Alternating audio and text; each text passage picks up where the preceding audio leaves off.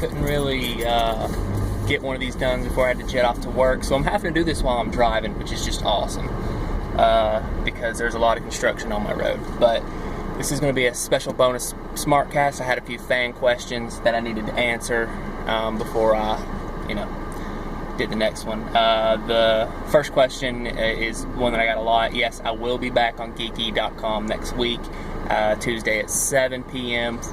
Eastern, 4 p.m. Pacific.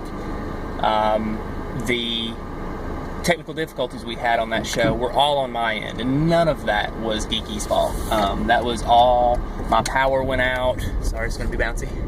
My power went out, which caused my internet to go out, and it caused Google to drop the feed. No big deal. It's not like Geeky had a problem. That was all me. None of that was Geeky's fault. So, hopefully I can fix that. I'm going to try to have measures to where that won't happen again. Maybe do it from my phone. But anyway, to the questions. Simple questions. 1, what did I like about Raw? 2, what did I not like about Raw? Well, I'll answer that with, I didn't like Raw as a whole, period. It was not very good. But the best segment was, in my opinion, AJ Lee and Paige's segment. That was awesome. The AJ being had to turn on my air conditioner. It is like blazing right now. It's like 98 degrees in Tennessee, and that's like a wet heat. It's gross. I'm sweating already. But anyway, the Paige and AJ thing was awesome because it's been a long time since I've seen the face psych out the heel, which is really neat. And no one does that better than AJ. She plays a great psychopath, and she's playing it well with Paige.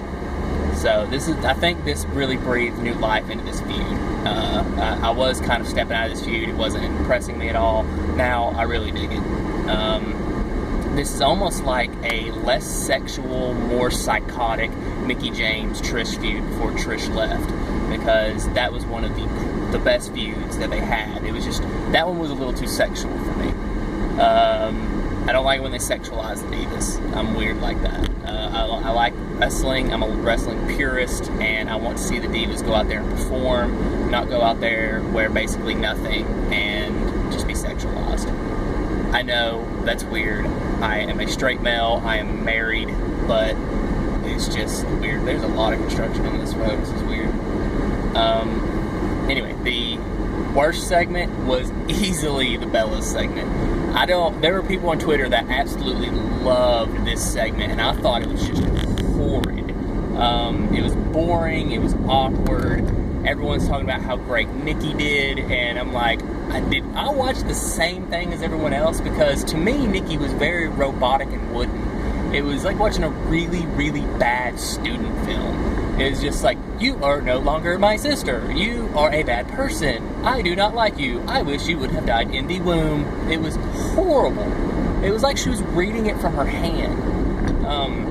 So no, I hated that segment. It was awful. Brie wouldn't have done any better. Brie would have just peppered in the word bitch every now and then. Like she was Jesse Pinkman from Breaking Bad, but her acting is not on the level of Aaron Paul. It was awful. So no, I hated that segment, and I really don't believe that this feud is going to last very long, because people are going to get sick of it rather quickly. There was a question I didn't get to on the SmarkCast regarding that segment. That was, before I answer that, I realized that I'm sitting real close to the steering wheel. It's because the phone, I couldn't angle it right, so I can't sit back all the way and catch the mic. Sorry. I do not drive like this, and this is really annoying to me.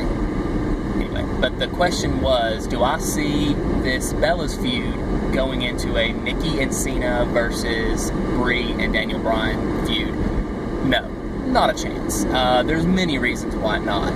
Number one being that Daniel Bryan will not be back in enough time to even be a part of this feud. A lot of people were thinking that this feud's going to go all the way to WrestleMania, culminating in a huge brawl between the two. That's garbage. That's not going to happen, because this feud's going to end rather quickly. People are going to get really sick of it, and it's already going to start to backfire on them, because people are going to start cheering Nikki, because people don't cheer weak people, And that's what Brie is. She's just sitting there crying. She's not standing up for herself. No one wants to cheer for someone who doesn't stand up for themselves.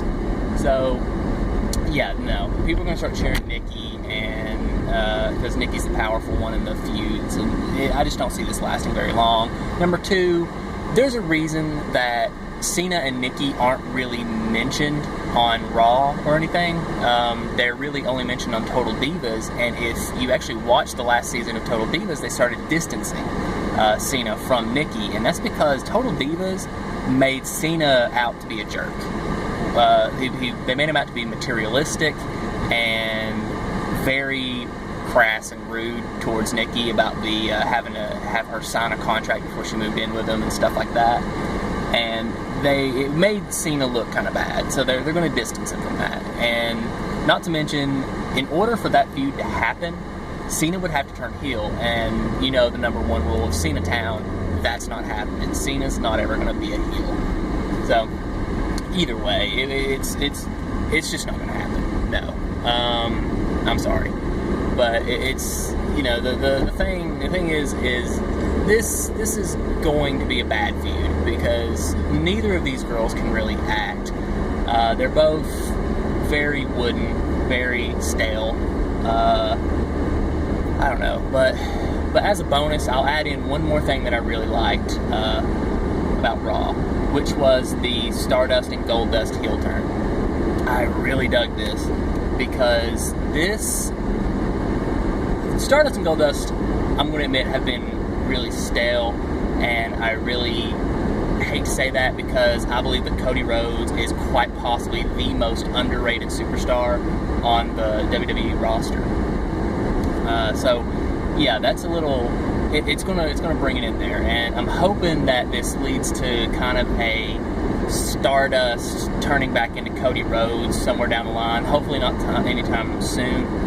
And I'm really hoping that this leads to Stardust and Goldust taking the belts off the Usos. But the heels attacking faces after the bell was just awesome. And for those of you who actually watched WWE back in the day and saw Goldust as a heel, he is amazing as a heel. He is so psychotic, so creepy. And this is going to work out to a major benefit. And we all know that Cody Rhodes plays a better heel than he does a face. We all know that.